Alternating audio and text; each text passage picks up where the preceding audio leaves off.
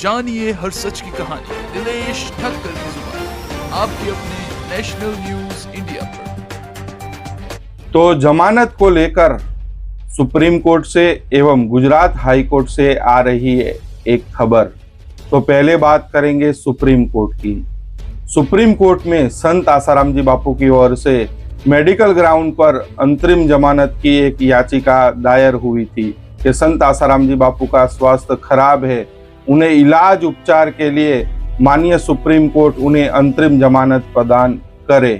तो उस याचिका पर जो अगली सुनवाई हुई थी, तब माननीय सुप्रीम कोर्ट ने एम्स हॉस्पिटल को निर्देश दिए थे कि मेडिकल बोर्ड का डॉक्टरों का गठन हो टीम का, और संत आसाराम जी बापू की मेडिकल जांच हो, और जो रिपोर्ट है वो कोर्ट के अंदर सबमिट की जाए। और उस याचिका की अगली सुनवाई 30 जुलाई 2026 को निर्धारित की गई थी। लेकिन कल जो ऑर्डर की कॉपी आई, उस ऑर्डर की कॉपी में अब लिखा हुआ है कि अब अगली सुनवाई 4 अगस्त 2026 को अब सुप्रीम कोर्ट में होगी। ऑर्डर की कॉपी मिलने के बाद एक सप्ताह के अंदर एम्स के डायरेक्टर को निर्देश दिए हैं कि मेडिकल बोर्ड का गठन किया जाए डॉक्टरों की टीम का, और संत आसाराम जी बापू की मेडिकल जांच की जाए कि उनको इलाज उपचार की आवश्यकता है या नहीं है, उनका स्वास्थ्य खराब है कि क्या है, उसकी पूरा परीक्षण करके उनकी जांच कर जो मेडिकल की रिपोर्ट है संत आसाराम जी बापू की, वो कोर्ट के अंदर सबमिट की जाए। तो अब उस मामले में जो 30 जुलाई 2026 को जो सुनवाई होनी थी, वो अब 30 जुलाई को सुनवाई ना होते हुए अब उस मामले की सुनवाई सुप्रीम कोर्ट में 4 अगस्त 2026 को अब उस मामले की सुनवाई होगी ऑर्डर कॉपी के अनुसार। तो आप लोग भी वीडियो के कमेंट बॉक्स में जाकर आप लोग भी अपनी राय अवश्य रखिएगा कि एक वयोवृद्ध निर्दोष हिंदू संत आसाराम जी बापू, जिनकी उम्र करीबन 90 साल से अधिक है, उनको इलाज उपचार के लिए माननीय सुप्रीम कोर्ट उन्हें अंतरिम जमानत प्रदान करे। अब बात करेंगे गुजरात हाई कोर्ट की। तो गुजरात हाई कोर्ट में कल यानी कि 27 जुलाई 2026 को नारायण साईं जी की ओर से एक टेम्पररी बेल की एक एप्लीकेशन लगी हुई थी। अब वो एप्लीकेशन पर अब अगली सुनवाई 4 अगस्त 2026 को अब गुजरात हाई कोर्ट में होगी। और संत आसाराम जी बापू की ओर से 2 याचिका जोधपुर हाई कोर्ट में भी लगी हुई है।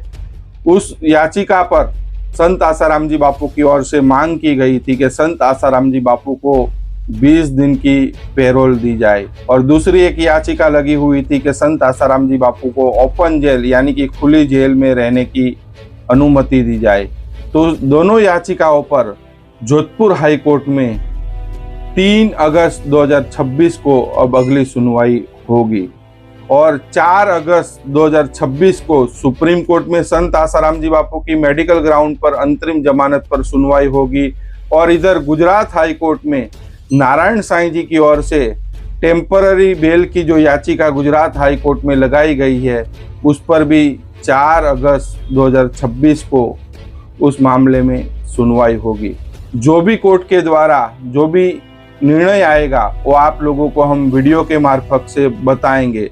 लेकिन आप लोग भी वीडियो के कमेंट बॉक्स में जाकर आप लोग भी अपनी राय अवश्य रखिएगा कि निर्दोष हिंदू संत आसाराम जी बापू और उनके सुपुत्र नारायण साईं जी को पिछले 13 सालों से न्याय नहीं मिल रहा है, उनके साथ अन्याय हो रहा है। क्योंकि इधर संत आसाराम जी बापू का भी स्वास्थ्य खराब है, उन्हें इलाज उपचार के लिए भी उन्हें राहत नहीं मिल रही है। उधर नारायण साईं जी को भी पिछले 13 वर्षों से वो सूरत की लाजपुर जेल के अंदर बंद है, लेकिन उन्हें भी कोई राहत नहीं मिल रही है।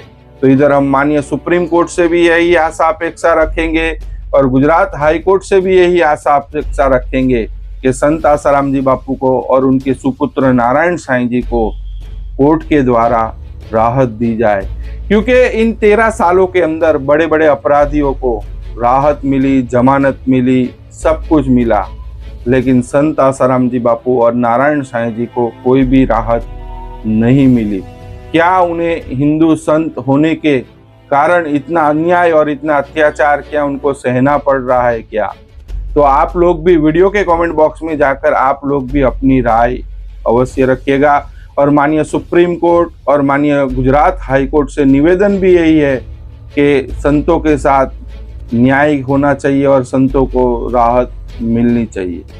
जानिए हर सच की कहानी दिनेश ठक्कर की जुबान, आपके अपने नेशनल न्यूज इंडिया पर।